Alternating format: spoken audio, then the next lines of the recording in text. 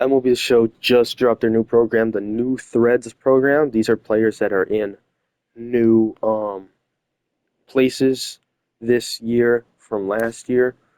So first is Jesus Luzardo. He's a pretty good lefty. He probably won't be on your God squad, but looks like he could actually pitch really well against the CPU. Good pitch mix. Michael Conforto mashes lefties. He's got inverse splits, so not sure how much people would like to use him. Or silver hitting and defense. The next player at 60 program points is Jorge Soler, who is a DH essentially, can't really play the field. He mashes pretty high power, good contact, good clutch. Gleyber Torres is at 80 points. He hits really, really well versus lefties, yeah, and hits good against righties as well. Good clutch, decent fielding for second base. He could sneak on if you're a no money spent player. He could be your second baseman. And finally, at 100 points is Max Scherzer. He's always pretty good, but he doesn't have the best velo. He doesn't have the best control either.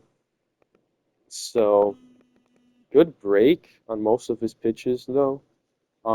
He might be usable. I'm not sure if he will be or not, though. So to start, there are moments. There are three, um, or some of them are four. A lot of these are three. Some of them are four apiece.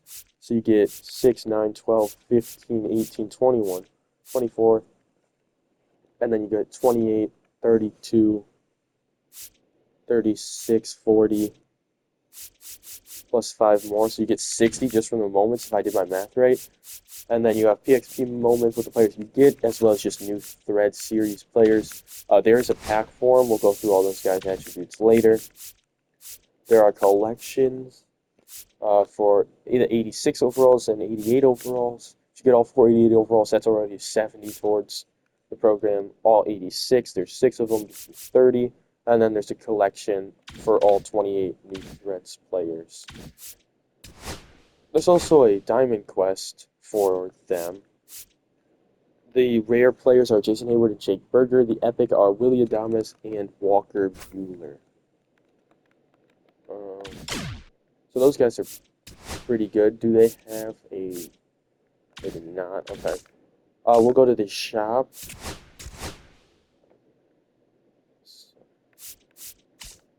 We'll start with the golds. Isaac Paredes, great contact versus left.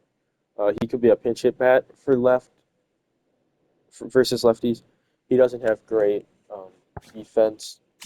Next player, Max Kepler, high contact, lower power, good fielding. Kyle Higashioka, big power for a catcher. If you're playing on lower difficulties, trying to get some like missions done, he should be pretty good. Gavin Lux, the next player, hits well versus righties, not good versus lefties. Got high clutch though, so whenever there's a runner in scoring position, he'll still be usable. Next is Nathaniel Lowe at first base. High clutch, decent power, decent contact as it is. Ryan Presley's next. Pretty good reliever. High clutch, not as high as hits per nine as you'd like. Good control on most of his pitches. Not great break on all of his pitches, but nasty slurve. Velo is still decently high. Next player is Hobie Milner. He's always really, really nasty. He's got a sweeper, sinker, fastball, circle change. Doesn't throw hard, but very high control and break. He's very usable. Luis Severino, sinker cutter, and doesn't have the best hits per nine, but I think the velo could contradict that. Next player is Jerkson Profar, switch hitter, high clutch, high contact, not great power, not great defensively, would only probably be a DH. Clay Holmes, he's got a sinker and a cutter.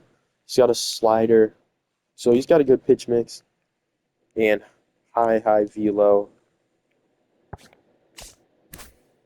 Sung Kim for the Dodgers, high contact, high speed, great defense, not a good overall hitter. First diamond player is Tyler O'Neill. Mashes lefties, max power versus lefties, so a pinch hit bat for sure. He's got decent defense, low clutch, but just versus lefties, he'll be usable probably on most people's God squads. Gary Sanchez, he's got a good arm behind the dish, decent clutch, decent contact, great power versus lefties, pretty good power versus righties, low speed.